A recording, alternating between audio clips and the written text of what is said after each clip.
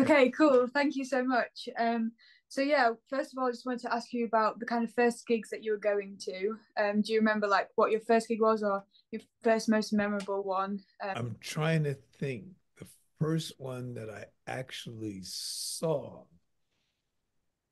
um, would have had to have been um, classical, but I'm not really sure what the program was because I saw them almost every week.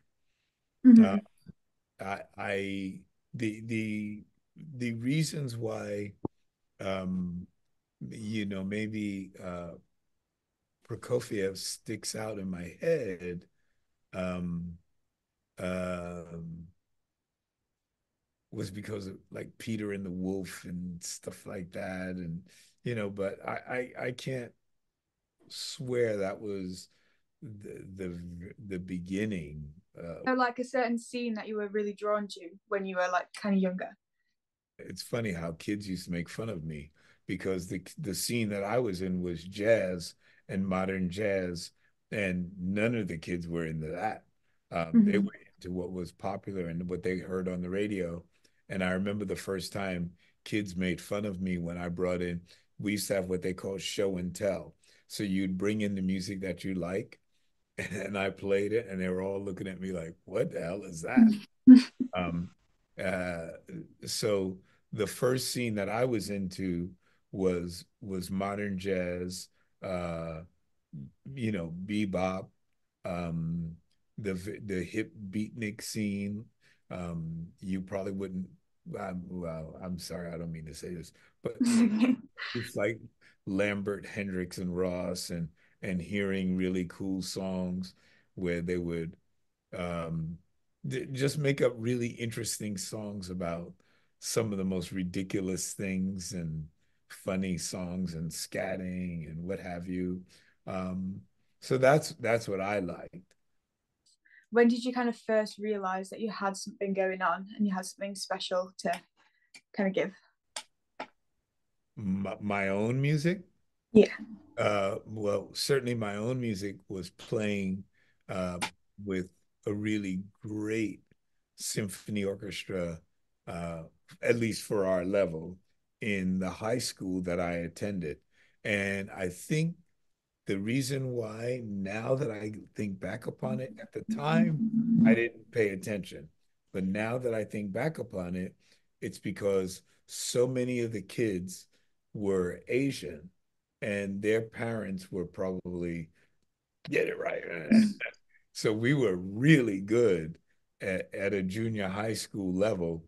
Um, and we were good, very competitive, um, terrific. We played um, uh, some of the higher level compositions, everything from Mahler, Mozart, like my favorite, Prokofiev. We played Stravinsky, Tchaikovsky. I mean, we played everything. We were good.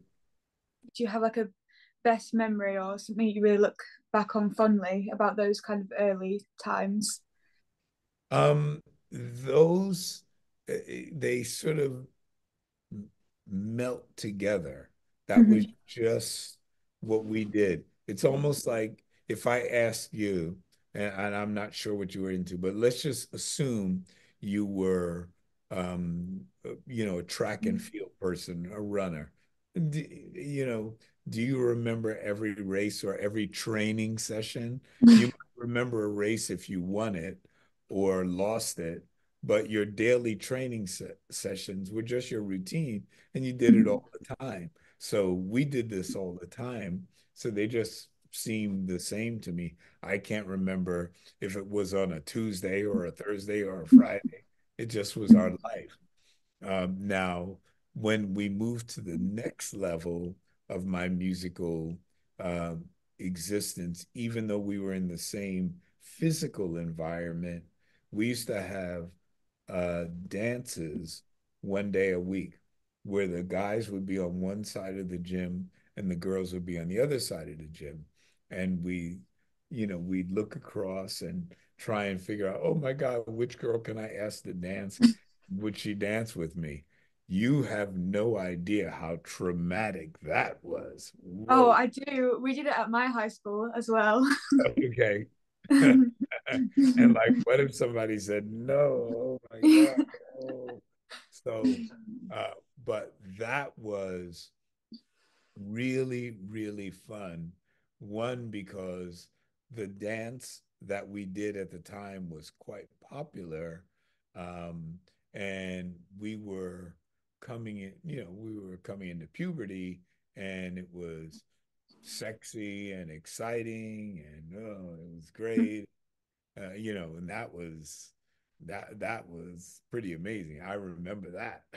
Were there any points where you kind of felt like you couldn't do the music anymore, you wanted to switch up your career, kind of things like that? The only time it became a conscious thought was I come from the hippie era, which involved a lot of drugs, a lot. I started sniffing glue at 11 years old, and we were into mind altering substance, LSD, so I did that for a very, very long time. Imagine if I started at 11, uh, Mm-hmm. and I went on I mean, think about this. I haven't had a drink or a drug in 30 years. I'm about to turn 72 my next birthday. So I was doing this a long time from 11 till when I stopped. And I've been stopped for 30 years. Um, so what happened was when I decided to stop, I believed that that was all part of my music business because Mm-hmm. in those days, music, I mean, you've heard sex, drugs, rock and roll. That was my life.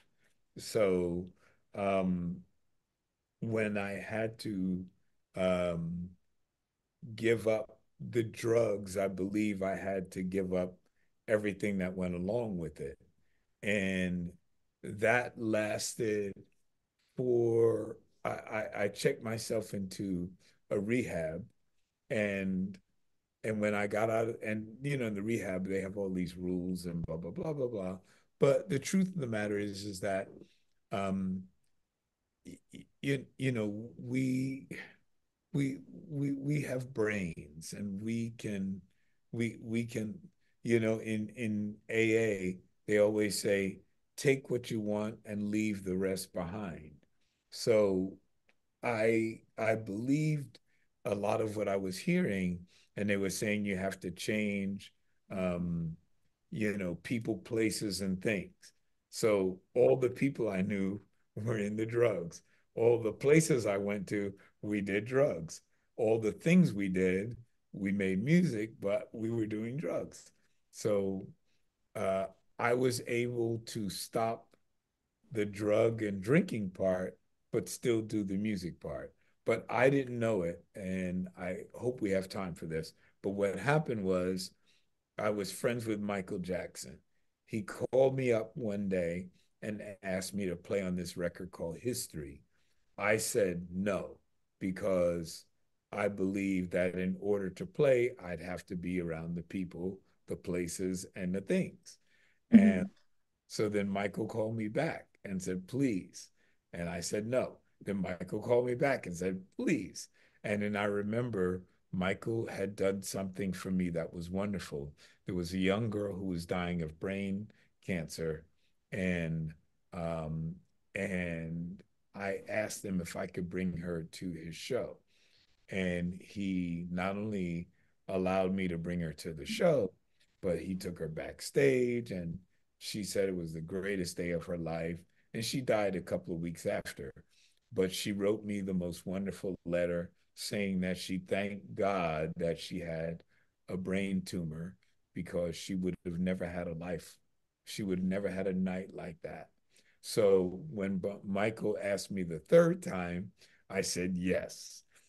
And I went down to play on this record history, but I said we have to do it on my terms. So I went into the studio, played, and I said, no, I'm going to wait downstairs in the car because I didn't want to be in the studio because I thought it would be too much of uh, I wouldn't be able to resist because everybody knew me and they were, hey, no, you want some Coke? You want this? You want that? So I said, I'm going to wait in the car. And once you tell me the performance is okay, then I will leave. But if I have to come up and fix, I'll come up and fix. Uh, so Michael said, nope, you got it right. You can leave.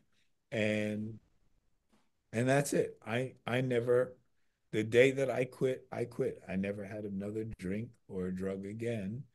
And I never had a slip, as they say, or any of that, because I Mhm. realized that I loved music more than I loved drugs. And I knew that it was affecting my ability to make music. So um, I hope that answers your question. Yeah, that's really amazing. Thank you. Just I hope I'm not crossing a line or anything, but did you struggle like then you say that kind of it was all in one, like the drugs, rock and roll, and music.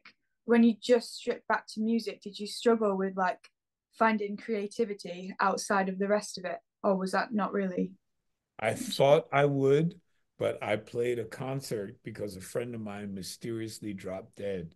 He didn't realize he had an aneurysm and he dropped dead on the dance floor of this nightclub. So we went to the nightclub and played, and I had never played sober in my life. And this was the first time I was playing sober.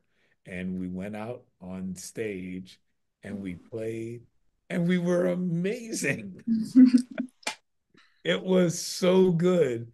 And what happened is that the audience didn't realize, and because I was terrified, I didn't think I could do it.